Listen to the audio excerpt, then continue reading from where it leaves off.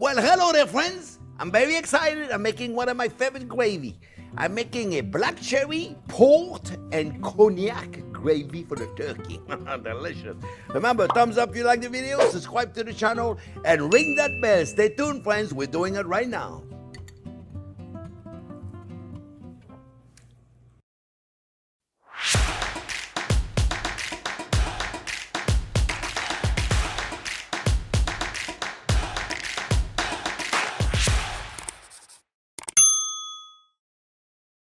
Okay, friends, well, let me show you how easy it is to make it. That is really easy, and that's the right way to make the gravy. You know, every year I make it a little different, but I still do the bones. You gotta roast the bone. That's how you get the flavor. So we got turkey necks. Now, remember, friends, your turkey only comes with one neck. Yeah, I mean, you can buy turkey that comes with two necks. I don't know where they get the other one from. I read down there. One time I went to the grocery store, got two necks in there. I'm like, whoa, what kind of turkey is that? But normally they come with only one neck. So you know what I do? I go to the store and I buy other necks. And look, this is just a 14-pound turkey neck. And what the hell is this? So they sell you a bag with this, 4 of them in there. So you gotta get necks. You need the neck. The neck is like really important, right? And then you know what I do? I buy extra wings. And then I get all the gizzards. I get the liver, the heart, and all that. And that's part of the gravy. So let me tell you what I do, friends. Let me just wipe my hands first. So what I do is I'm going to roast them. I'm going to roast them until you really get some Maillard reaction. Really get some caramelization with this. So this is kind of like part of our mise en place. Now I got to dry my hand. Part of the mise en place, we're going to roast the bones. We're going to pop them in the oven, and then we're going to make the gravy. You know, a lot of people, they use the dripping of the turkey. Trust me, as good as they look, they don't taste good. If you think turkey fat tastes good, think again. It don't taste good. Maybe 20 years, 30 years ago, turkey was delicious. Today, the turkey fat, not so good. So I got some butter olive oil. You ever use butter olive oil? It's amazing. You're gonna rub it on your body. It's so delicious. So what we're gonna do, we're gonna first saute them in the pan. You don't really have to do, you can skip that. You can just pop them in a roasting pan, and you can just go right ahead and get them. Let me wait until it's really hot. You can get them just golden browned in the roasting pan. Now, you know I'm going to make a dark stock. It's going to be more like a mahogany color with a black cherry. And so my stock, the stock that I'm going to use is going to be like a tomato-y a little bit stock. It's the roasted chicken stock that I'm going to use for that. And so it's got the tomato flavor to it. So what you want to do, if you want a red stock, a red gravy like I'm going to make, then what you want to do is you want to put a little bit of the tomato paste on top of the bones when you pop them in the oven. And what that's going to do, first of all, it's going to be delicious, and it's going to give you some more of a mahogany color. Or if you want your gravy to be white, put them there, you see. If you want your gravy to be white, the yellowish instead of the mahogany color that I'm going to make, then don't put the tomato and use regular chicken stock instead of roasted chicken stock. All right? So what I'm going to do is I'm going to roast them really good and quick in here, friends. Go saute them, get them beautiful mahogany color. And then I'm going to pop them in there. I'm going to cook them in the oven for at least 35 to 45 minutes until they're beautiful mahogany in color. All right? So I'll come back in a minute, and then we'll put those guys in the oven, okay? Okay, friends, I wanted to show you. You know, the fry pan was a little full.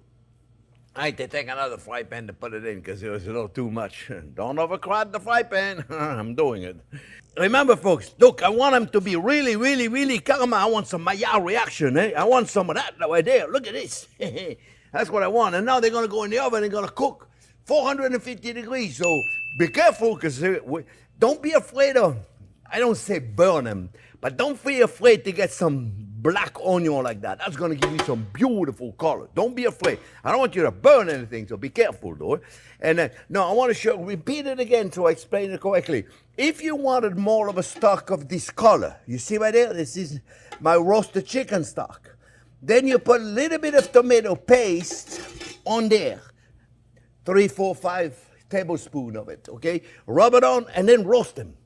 and then that'll make the paste nice and mellow. I'm gonna pop them in the oven at 500 degrees, and I come back and we're gonna make the gravy together, okay? So I'll be back when this has been completely cooked in the oven, 30, 45 minutes, however long it takes to get them beautiful golden brown. Be back. Okay, friends, good 30 minutes in the oven, and look how beautiful that is. Check this out. You see that beautiful caramelization? Look at the onion. They look pretty brown, right? But they're flavorful, let me tell you. So now, we're making the gravy.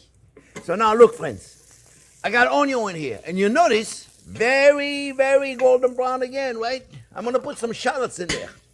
I got 2 big shallots. You don't have shallots? Don't worry about it. Just keep the onion in there. Make sure you have the onion for sure. Okay, you have to have the onion. That's not negotiable. You gotta have onion in there, right? So now let's talk a little bit. We're gonna brown them up too. Remember oh, I forgot to tell you, but I did it in. Oh no, I did tell you. I'm doing it in the butter olive oil, right? So I got the onion in there. I got a whole 1 big onion, 2 shallots, 2 big ones, and the shallots is like an onion. Huh? So we're gonna caramelize them a little bit, right? Now, I'm doing it in this big pot because I got a lot of, you may not have that many turkey necks and wings and things. You may just have a couple of pieces in there. Then you can do the small pot. If you have, a lot of you have got this beautiful reduction saucepan. This is a beautiful pan. You can do it in here. You know, I would do it in here if I didn't have that much, but I got too much in here. So depends how much you got, okay? So the onion, the shallots right there, and what else are we going to put in here? Talk about this in a second. Sage, you gotta have sage, right, friends? Sage is the holiday herb, okay? A little bit of fresh thyme. Fresh thyme goes with everything. I got a few cloves of garlic. I'm just gonna roast them whole, just like this. Just put them right in there. As soon as this shallots a little golden brown, I'm gonna put them in here. And then, of course, I have the stock that I talked to you about earlier. This is my roasted chicken stock. So use whatever you want in here. This is very tomatoey because that's the way I made it. It's a roasted stock, right? And so we're gonna put the garlic in here. It's probably too many cloves in here, but when you put them on in there. When you poach them, because that's basically what we're gonna do. When you poach them like that, they're gonna be nice and mild. And then what we'll do, friends, we're gonna strain all this. Yeah, we're gonna strain it all to have a nice smooth, because I want to make it a smooth, velvety, buttery gravy. So it's a different kind of gravy, okay? Like I said, you want it to be traditional, you can make the same thing, just use regular chicken stock. All right? So we're going to put the sage in there, boom. Put the thyme in there, boom. You don't have time, don't worry about it. You can put dry if you want. What else are we going to put in here? We're going to put some port wine in there, friends. Because this is a gravy, you know. I'm making a port wine gravy. You got to put port wine. Port wine is a fortified wine. Then does not require reducing. Okay, it's already beautiful and reduced. So we're going to put a little bit of this in there. As long as you measure carefully, you're good to go. We're going to put a little bit of salt in there, friends. That's going to be a little soy sauce. Just a little bit of soy sauce. Not the oriental flavor, but it's nice. Just a little bit of soy sauce in there. Don't put too much in there. As long as you measure carefully, you're in good shape. Toward the end, friends, we're going to put a little cognac. Beautiful cognac. Toward the end. And also at the end, we're going to put those beautiful dark pitted black cherries. You can buy them in the can because they're out of season right now. They're out of a can. So those are in a light syrup. In a can. They're beautiful. Okay, if it was in season, fresh cherries, of course. If you live someplace where you got fresh cherries, by all means, use them. Pit them, and they'll be perfect. We're going to add them at the end because I don't need to cook them. Okay, we're going to add them at the end, friends. And then what we're going to do, I got to tell you more. Thickness-wise, how do you thicken this? Well, if you followed my video earlier than I did at the beginning of the year, how to thicken anything, I make this roux, and a video is right over there. This is a cooked roux, folks, that you can keep on your kitchen counter for 3 months, 4 months on your kitchen counter, room temperature. This will thicken. This you can add it at the end of making your gravy. This does not need to be thickened because, I'm sorry, it doesn't need to be thickened. It doesn't need to be cooked because it's already cooked. It's cooked in my oven overnight. It's a cooked roux that you can use to thicken soup, sauces, anything you want, friends. All right, I'm not reducing anything because I don't need to. I'm going to put my stock in there, and let's find out how much stock we're going to put. We're going to put about half. Oh, mamma mia. I made a mess. Don't do that. Don't make a mess. I made a mess. That's okay. I'm good now. Turn me to this here. They turn this off. Now what we're going to do, we're going to put the bones in there, friends. You know how good that's going to taste? Let me tell you. We're going to let this cook. So let me go back to this thickener over there, friends. I was telling you, if you have the roux, you're doing great. Toward the end, you can just thicken it, and that's all you're going to need to do, and you're going to be perfectly fine. If you don't have it, what you need to do now, look at this right there, friends. This is all that goodie right there. So hold on one second, friends. Don't go anywhere. We're going to take him, and we're going to put it. Look at this. I mean, it smells amazing. I'm telling you. You know how good that gravy is going to taste like? It's not going to have all that turkey fat, because I know some of you say, oh my God, I make it with the dripping of the turkey. You should try this first. I promise you. I promise you, my friend. I'm going to clean it later, okay? Don't worry about it. I'm not going to leave that on there. But I want to save some time because I want to teach you one more thing, friends. We got to put a little more stock in here, okay? And make a big quantity, friends, because this is great for any time of the year. You can serve this gravy for anything. I'm telling you. We're going to put a little more stock in there, friends, okay? Yeah, I put a whole thing in there. What am I saving it for? I'll write down the exact recipe if you want to make mine, but you can cut. All right, so now, if you have the roux right there, we're going to do it. We're going to do it later on. I can put at the end, toward the end. Because what we're going to do, we're going to get rid of all the bones. And then we're going to thicken it with this at the end, because this does not need to cook. However, if you don't have this, and you want to put flour in there, you all know my trick, right?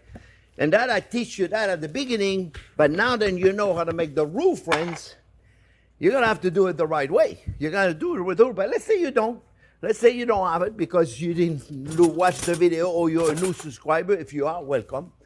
This is a good way to thicken also, okay? Easy way to thicken. You take it, your flour. I'm just going to do a little bit just to show you, okay? Take a little flour because I'm not going to do it because I have the roux, the cooked roux.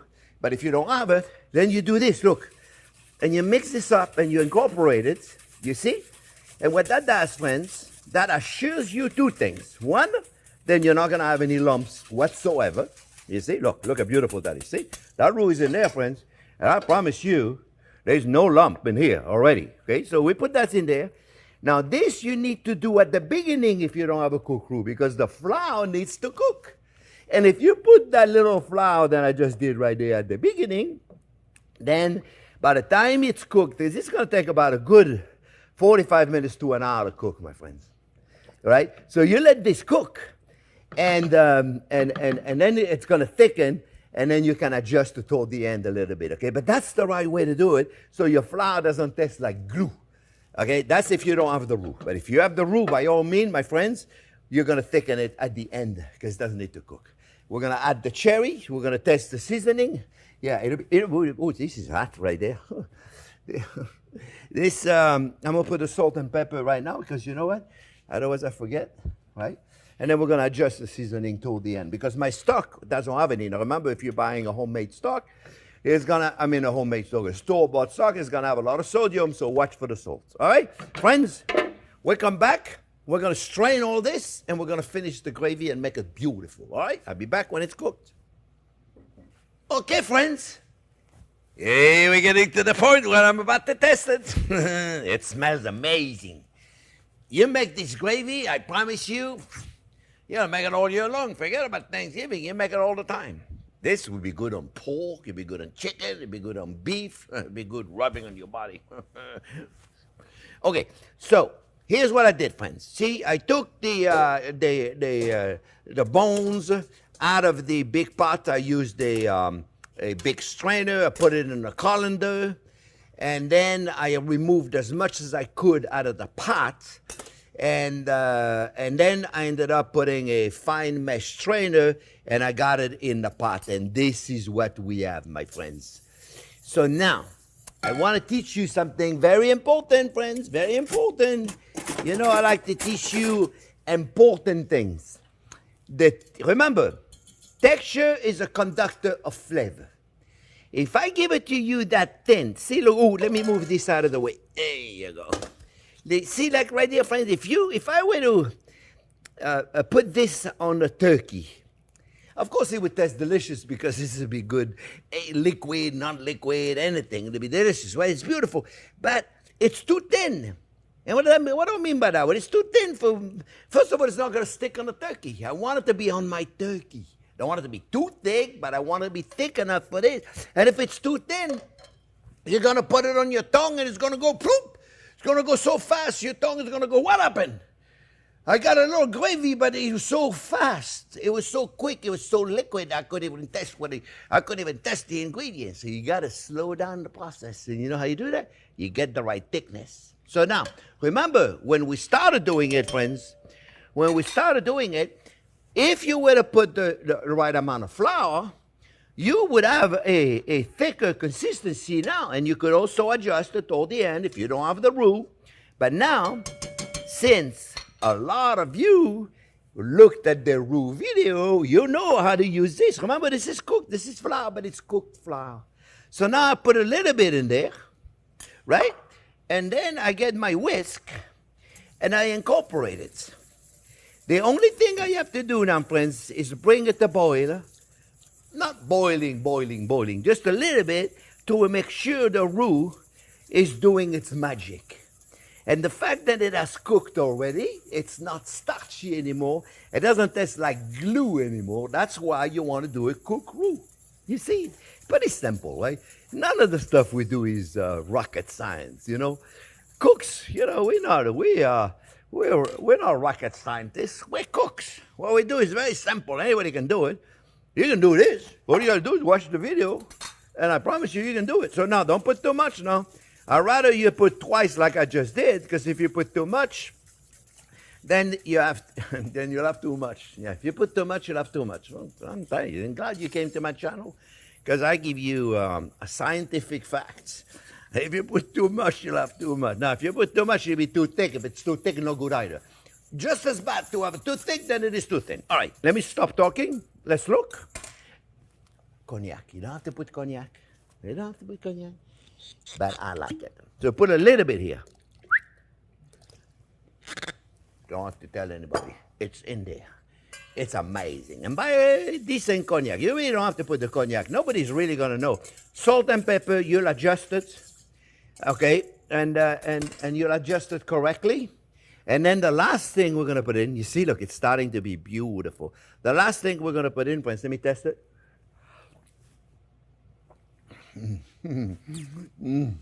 Oh, yeah.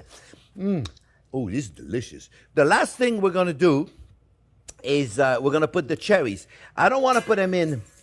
I don't want to put them in yet, the cherries, because you got to put it in when you're ready to serve it. Because the cherries, you know, they like I said, they're not fresh one. So they're fragile, and I don't, look, you see? So it's up to you, friends, how thick you want it.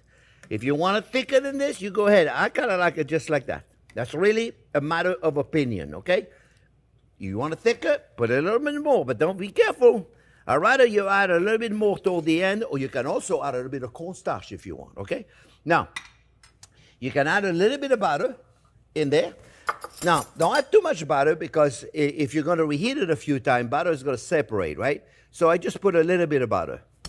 Just a little bit. That's all. That's all you need. You don't need a lot. Just a little bit, right? And the butter is going to do two things. First, it's going to give you this beautiful velvety texture. Then also, it's going to make a beautiful shine. It's going to give it a beautiful shine. And then, we're going to put our cherries in there. You see? And then you take your cherries. And at this point, be gentle. Be gentle, okay? Hello. There you go. Be gentle. You don't want to squish the cherries. You see, friends? You don't have to put the cherries, but it is today's, you know, also, for those of you that are in the booze thing, you could put kirsch, which is a cherry brandy.